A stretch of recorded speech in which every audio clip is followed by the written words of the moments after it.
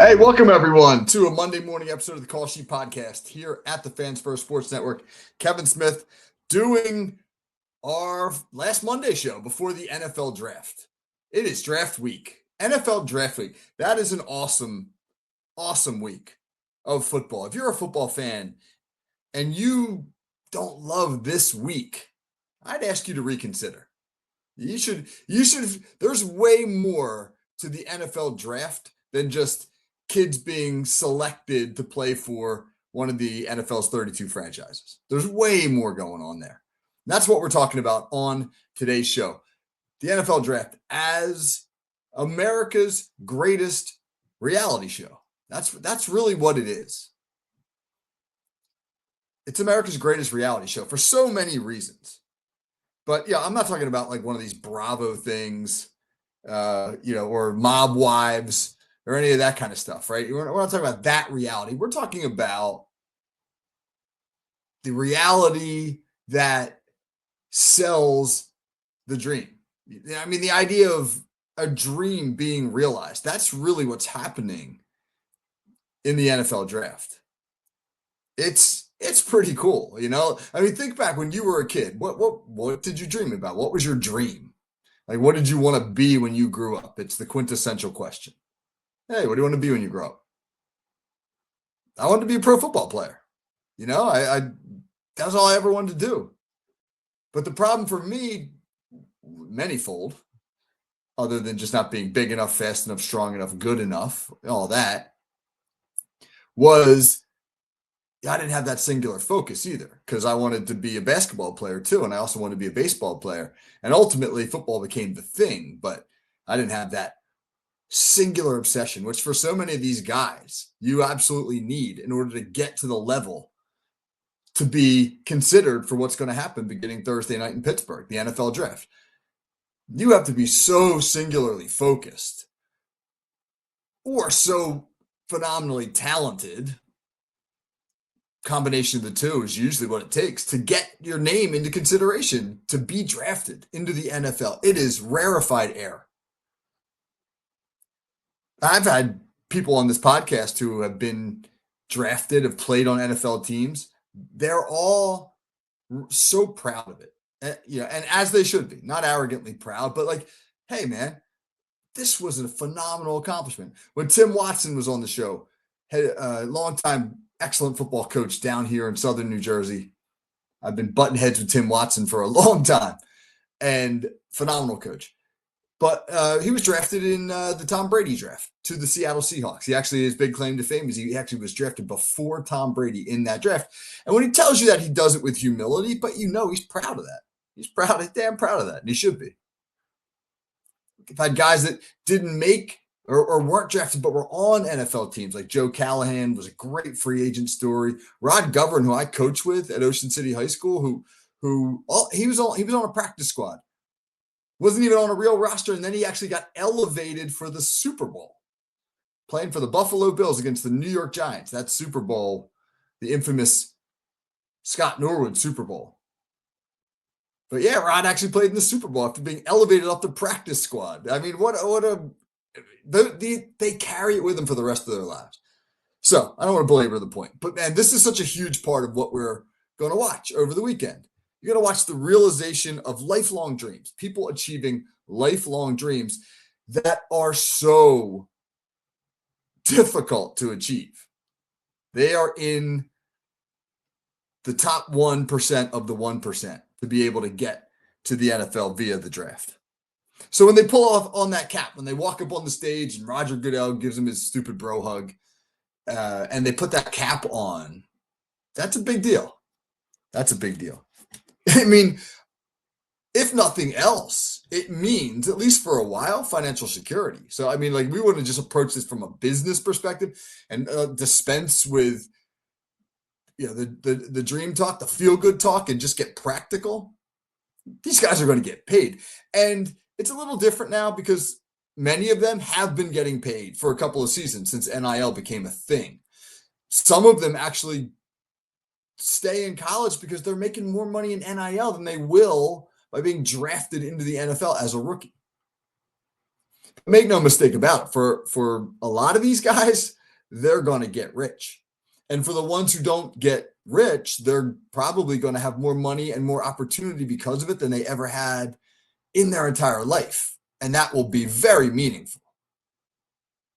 So the guys who become $100 million players, maybe there'll be a couple of them in this draft, but the guys who will have the most sound financial situation of their lives, that's a lot of them. That's the majority of them. That's a big deal. But within itself, all of this stuff is cool. But within itself, the draft is dramatic for what happened at the draft. The draft in itself is a fascinating real-time event where, moves are being made, deals are being dealt with. I mean, it is, if you're a football person, man, it's like the greatest video game, board game, whatever imaginable. I mean, okay, think about this, the trades. Everybody loves to play amateur GM, at least the football nerds I talk to do. And so they get on the online mock draft things with the real-time drafting, et cetera, and they run simulations over and over and over again, and then they post about the results, they talk about them. Guys love this stuff, man. So, yeah, draft day, wheeling and dealing. You're making trades, and there have been some memorable ones. I mean, when you think draft day trades, what leaps to mind? I mean, I got my immediate go-to. When I think draft day trades, I think about Mike Ditka in 1999 trading his entire draft in New Orleans to the whole thing for running back Ricky Williams. And then he lit up a cigar, and in the first round, he lit up a cigar because he got the number 1 overall pick. And he said, I'm going golfing. That was it. I mean, that didn't really work out well. Ricky Williams had some good years. Now, don't get me wrong, but I mean, they never got anywhere close to, I think, what they expected when they dealt their whole freaking draft. In that same draft, the Eagles had really had their sights on Williams. They really wanted Williams, and then when he got taken by the Saints, the Eagles actually passed him over, I believe. And they took Donovan McNabb in that draft, booed him. Man. Eagles booed him. Draft back called back then, and so there's a lot of Philly fans coming up to New York for the event, and they booed Donovan McNabb as he came on stage and put his hat on. I think Philly fans get a bad rap nationally. I think they're portrayed much worse than they really are. I mean, yeah, do they get after it? Of course they do. But it's not much worse than it is in a lot of other fan bases. They just have a tendency to do really stupid stuff. Like cheering Michael Irvin when he is down with a neck injury, like that kind of stuff. People don't forget it, and then they use it to attach it to you. And booing Donovan McNabb, that's kind of what it, in that same boat. I think one more trade I think I really remember. I remember when Eli Manning forced his way out of San Diego.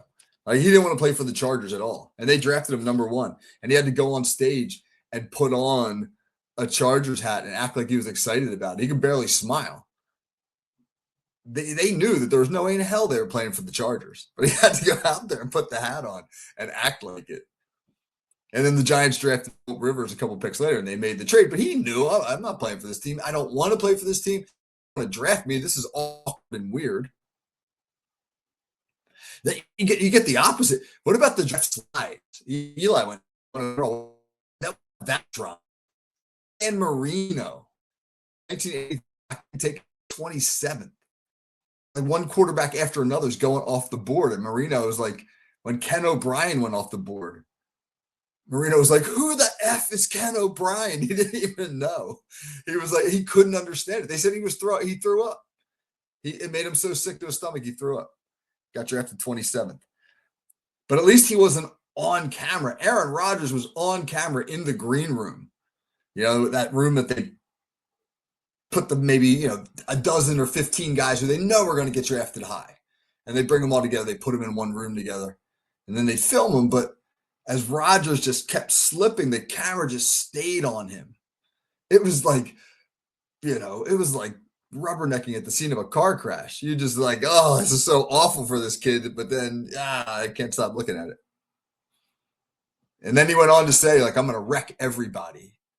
And he's just been Aaron Rodgers like ever since, and for whatever that is. He's just been a thing. He's been a persona ever since. I think it all ties into the big draft snub. I like another thing I like about the draft. I like that you don't know what's going to happen. You know, it's all exciting in the moment, but nobody has any idea what will become of it. There's so many variables that factor into things succeed doesn't need.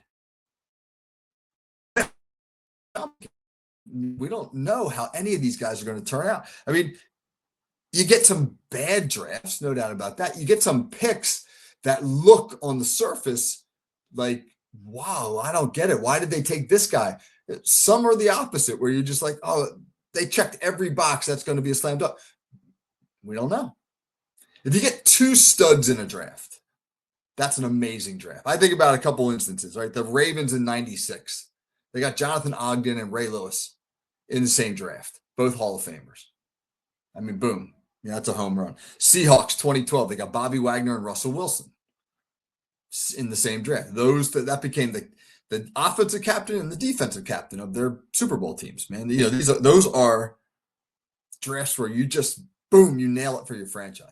I mean, the ultimate one is the Steelers in 1974. No draft has ever come close to duplicating what the Steelers did. They drafted 4 Hall of Famers, and then they signed another as an undrafted free agent. Swan, Stallworth, Lambert, Webster, all those guys in the same draft, 4 Hall of Famers. Core of the 4 Super Bowls in 6 years.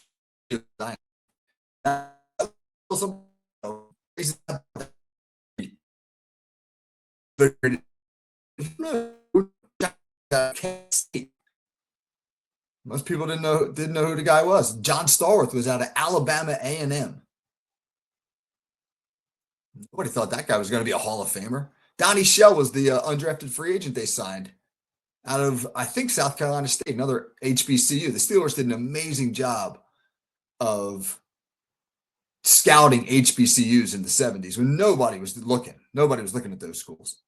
The Steelers pulled a bunch of great players out of those schools. So you don't know. What are you going to get?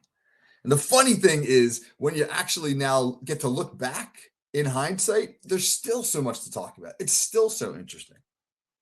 Like, think about this. In 1998, the Indianapolis Colts had the first pick in the draft, and there was a huge national debate over who they should take. Peyton Manning, Tennessee, or Ryan Leaf from Washington State. And for those of you who don't know who Ryan Leaf is, there's a reason. There's a reason. And the reason is because he was 100% the wrong choice. He's talked about all this stuff. He wasn't mature enough. He was too arrogant. He didn't work hard enough. He made all the mistakes that guys who bust out the draft tend to make. And Peyton Manning, one of the all-time quarterbacks. But those national debate over who people were as adamant that they should take Ryan Leaf as others were adamant they should take Peyton Manning. And if Twitter and today's modern social media had existed, oh my God, it would have been an unbelievable blow up. And in hindsight, it's like, oh my God, how could they not? How could there ever have even been a moment where there was a discussion about which player they should take? But that's hindsight. Think about this one. In 1999, the Bengals, what's up with the Saints and just wanted to give away their whole draft? The Bengals in 1999 got offered 9 draft picks from the Saints for the number 3 overall pick in the draft. It included 2 first rounders. So 2 first rounders and then 7 other draft picks for the number 3 overall pick. And the Bengals said no. And with that 3rd pick, they took quarterback Akili Smith. And I guarantee if you haven't heard of Ryan Leaf, you have not heard of Akili Smith, who did nothing in the NFL. And Cincinnati turned down 9 draft picks to take him. Imagine what a franchise-altering thing that would have been if they had not turned down that trade. That could have been So, and that Cincinnati just has been Cincinnati for so long. Couple good runs, but and more often than not, just dysfunctional. What about the Jets? That's another perennially dysfunctional franchise. They took Ken O'Brien over Dan Marino. Ken O'Brien turned out to be a good NFL quarterback, one of the better quarterbacks in Jets history. But he wasn't Danny Marino. And who knows? What could it have been? Could Dan Marino have turned around the fortunes of the Jets, who I don't think they've had a quarterback since Ken Marino? If you want to count Chad Pennington, go for it, Mass. All right, last one, 2018. I think about this one a lot. The Browns took Baker Mayfield number 1 overall in 2018. Josh Allen went number 7 in that draft. What if the Browns had taken Josh Allen number 1 overall? Would he have become Josh Allen? Or would the Browns have killed him the way they killed so many quarterbacks? You know, I mean, Baker Mayfield is top 10 quarterback in the NFL right now, but man, he was a bust because Cleveland completely botched everything with him. I mean, would they have done the same with Josh Allen, or would Josh Allen have just been able to will it differently and therefore be Josh Allen, the Cleveland Browns? Yeah, well, I think these are great questions. You get to ask after the draft. You get to put some hindsight on it, and it's still relevant. It's still interesting. So for all of that, man, I hope if you tune into the draft, I hope you do so as a fan. Yeah, you know, your team doesn't pick the guy you wanted. Get pissed. Go for it. I'm sure I'm gonna, and I'm gonna write about it. I'm gonna talk about it, right? I mean, I'm gonna do all this stuff. So be a fan, 100%. But in the process, yeah, don't forget these are young men achieving ridiculous dreams. We don't know where it's headed for them. We don't know where it's headed. But just to make it this far is an awesome story. And then the draft itself is fascinating stuff. All right. We will be back on Wednesday. So I waited. I haven't done any mock drafts. Everybody and their sister has a mock draft. And I don't want to do a mock draft thing, but I really do want to do a show where we talk about what we think is going to happen. So yeah, Wednesday will be our draft show, and it's going to be a good one. So tune in then. And then of course on X and here and Fans First Sports Network, we're going to put out a ton of draft stuff. So join us for that as well. All right, until Wednesday. Hope everybody has a great one. Take care.